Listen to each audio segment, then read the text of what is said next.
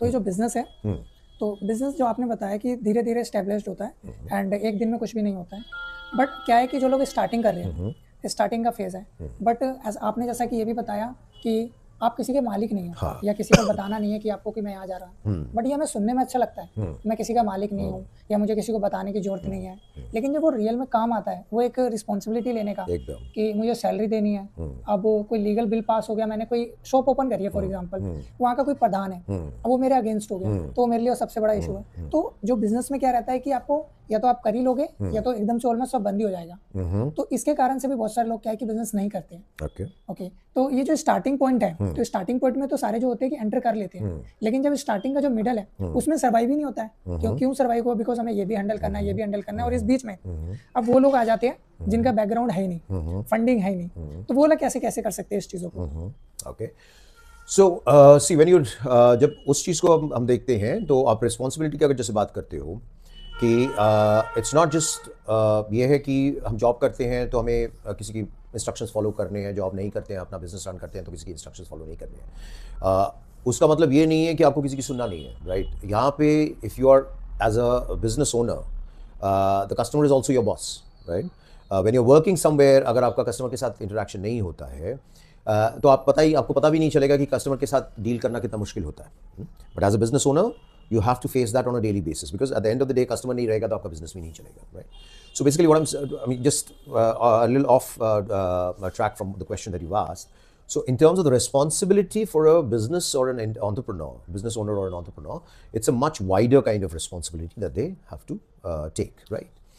And जो ये growth path की आप बात कर रहे हो कि एक शुरुआत हो गया, मतलब शुरुआत यानी कि एक स्टार्टअप फेज हो गया, फिर आया आपका scale up phase. Startup phase is the most challenging in the sense कि मुझे कुछ भी नहीं है, मुझे उसको एस्टैब्लिश करना है। स्केल अप फेज में that is of course challenging, but then कम से कम लोगों को थोड़ा मेरे बारे में पता है, I started earning something, right?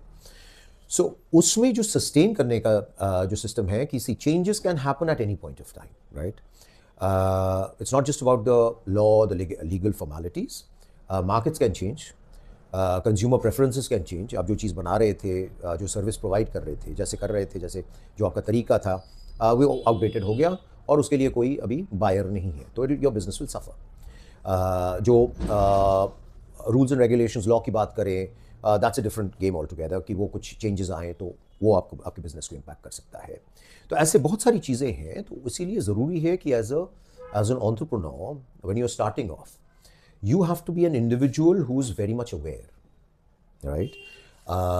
Aware in the sense कि if you're working, suppose in a say in the hotel industry, or you're working in a restaurant, or I mean service industry, or you're working in a say production center, जब आप job करते हो, you are suppose handling the front office or customer relations, या आप kitchen संभाल रहे हो या प्रोडक्शन संभाल रहे हो, so your awareness level is just limited to that particular aspect कि ये सामान ऐसे बनता है, ऐसे पैक होता है और इसको ऐसे भेजा जाता है, right?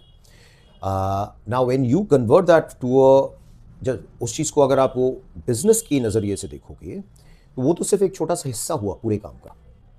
As a business person, I have to have awareness regarding the entire process. Yes. कि वो मेरा सामान आ कहाँ से रहा है, उसमें क्या प्रॉब्लम हो सकती है, कल मेरा सप्लायर जो है उसके साथ कुछ प्रॉब्लम हो गया, रॉ मटेरियल नहीं आया, तो सामान बनाऊंगा कैसे मैं, राइट? मार्केट में कौन सी चीज़ें चल रही हैं, क्योंकि एक ही चीज़ मैं 10 साल बनाता जाऊंगा तो डजंट मीन कि वो 10 साल से मेरा वही चीज़ बिकता रहेगा। And in fact that is the mistake lot of people. Market research basically, market research, market awareness, the changing consumer preferences, क्या प्रेफर कर रहे हो? प्रेफर करते हैं। कभी ऐसे स्मार्टफोन्स कभी होते ही नहीं थे, बिल्कुल, राइट? कभी मोबाइल भी नहीं होता, इसलिए नोकिया चला गया, right? So Nokia couldn't really adjust, exactly. So that's a big example. Nokia was the number one smartphone maker, but then they couldn't adapt to that change, right? So ऐसे बहुत सारी चीज़ों में होता है, टेक्नोलॉजी इतनी जल्दी चेंज होती है। तो when you're working somewhere, आपको वो इंस्ट्रक्शन दिया जाता है कि चलो आज अब से जो है हम इस चीज़ को ऐसे करेंगे, तो आपने वो कर डाला, बट वो इंस्ट्रक्शन देने वाला इंसान वो कौन है और उसकी सोच क्या है, वो हम नहीं सोचते हैं, बिकॉज हमारा काम ही नहीं है। हमें तो सैलरी से मतलब, हमें सैलरी से मतलब है, हमें ये काम करना है, राइट? चेक आना चाहिए, अकाउंट में क्रेडिट हो, और वो इंस्ट्रक्शन कौन दे रहा है, उसने इंस्ट्रक्शन दिया, बस मुझे फॉलो करना है, right? But when you are an entrepreneur, वो इंस्ट्रक्शन लेने वाले आप नहीं हो और इंस्ट्रक्शन देने वाले हो। एंड ऑल्सो आपको प्रोसेस भी पूरा पता होना चाहिए, प्रोसेस पूरा पता होगा, तभी आप उसको मार्केट के हिसाब से उस चीज़ को चेंज कर पाओगे।